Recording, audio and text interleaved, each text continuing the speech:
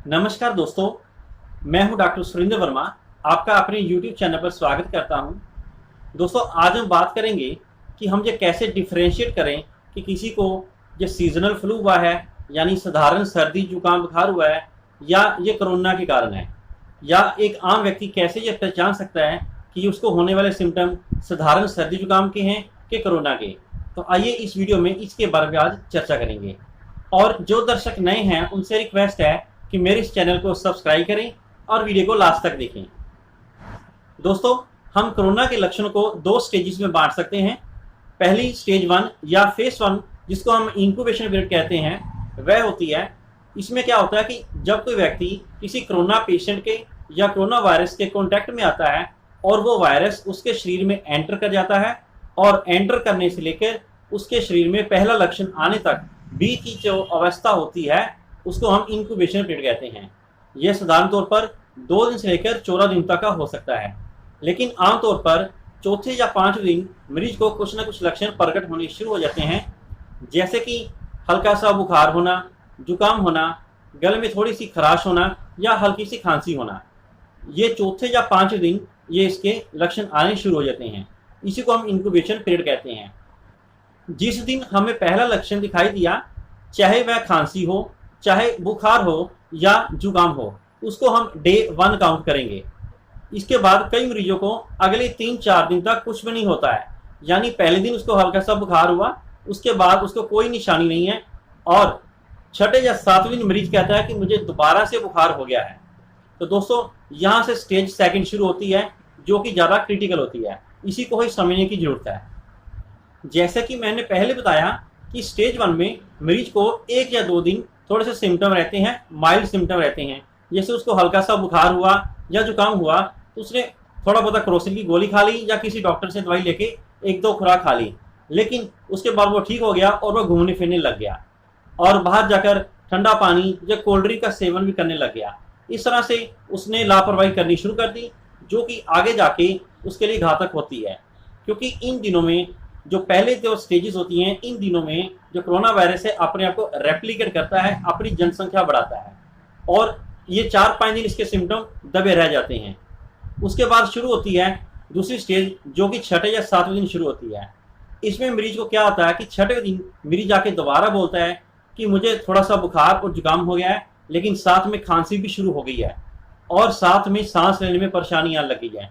यहीं से सारा खेल शुरू होता है। अगर आपको छठे या 7वें दिन लगे कि सांस फूल रहा है और साथ में खांसी आ रही है, गले में दर्द है, तो ये कोरोना की 2nd स्टेज इसको हम बोल सकते हैं। छठे या 7वें दिन से जब बुखार दोबारा शुरू होता है तो इसको हम 2nd स्टेज बोलते हैं। इसमें मरीज को जो बुखार होता है वो थोड़ा हाई ग्रेड होता है, 102 या 103 तक भी चले जाता है, और साथ में इसकी जो पहचान है कि मरीज कहता है कि मुझे थोड़ा सांस लेने में परेशानी हो रही है, उसका ऑक्सीजन लेवल गिरना शुरू हो जाता है। दोस्तों, कोरोना की 2nd फेज को हम छठे या 7वें दिन से डायग्नोस कर सकते हैं, क्योंकि अगर किसी को साधारण सर्दी जुकाम बुखार है तो वो डे बाय डे कम होता जाता है, लेकिन अगर छठे 7वें दिन उसकी प्रोग्रेस एकदम बढ़ जाती है तो ये इशारा करती है कि ये कोरोना की तरफ जा रहे हैं। उसको सांस लेने में परेशानी आ सकती है, उसको हाई ग्रेड फीवर होता है, और साथ ही साथ उसको भूख भी कम होती है, और कई बार कईयों को उल्टी भी शुरू हो जाती है। अगर ये सारी निशानियां आपको मिलें तो ये लगता है कि कोरोना की 2nd फेज शुरू हो गई है। इसके लिए आपको अपने फैमिली डॉक्टर से मिलना चाहिए और उनकी राय के मुताबिक अपना खान पीन और दवाई का सेवन करना चाहिए। लेकिन दोस्तों, पैनिक होने की ज़रूरत नहीं है। किसी भी हड़बड़ाहट में आपको एकदम से हॉस्पिटल बाहर करने की जरूरत नहीं है कि हमारी ऑक्सीजन ना कम हो जाए, हमें सिलेंडर मिलेगा कि नहीं मिलेगा। इस तरह पैनिक होने से आपकी कंडीशन और ज़्यादा बिगड़ेगी। तो इस तरह धैर्य बनाए रखें और अपने डॉक्टर की सलाह के अनुसार पैरासीटामोल या और जो भी दवाइयाँ वो दे रहे हैं उसको सेवन करते रहें, और अपने खान पीने के ऊपर ध्यान रखें। खास तौर पर ठंडी चीज़ बिल्कुल ना खाएं।